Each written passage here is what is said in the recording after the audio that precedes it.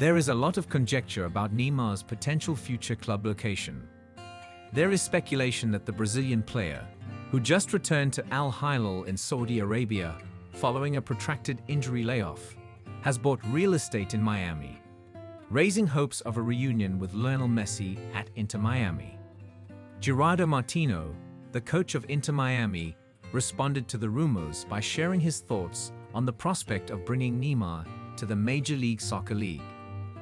Fans are excited for Neymar to join the club as Messi has already drawn in former colleagues like Luis Suarez, Sergio Busquets, and Jordi Alba. When questioned about the Brazilian on Friday, Martino, however, dampened expectations by implying that the deal would not be financially feasible. We are unable to freely discuss whether or not players are permitted to come here. I believe that we need more support when we discuss this. Is everyone who purchases a property in Miami arriving now? Anything is feasible with Leo, and the land's already here.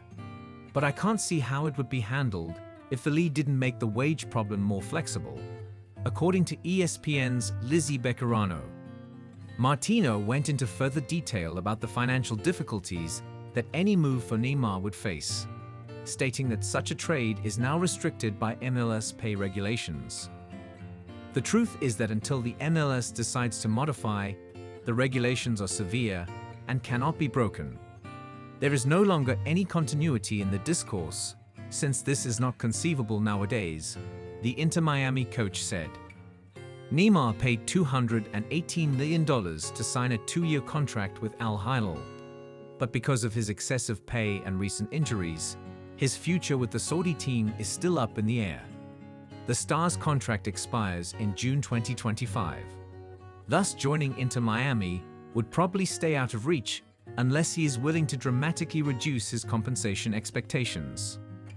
After the Wall Street Journal reported that Neymar had purchased a $26 million home in Miami's upscale Bal Harbour neighborhood, just a few miles from Fort Lauderdale, rumors began to circulate. Although the Al Hilal star has not responded to the purchase, the deal stoked speculation that he would join Messi's squad. Neymar should significantly reduce his wage expectations if he ultimately decides to join Inter Miami.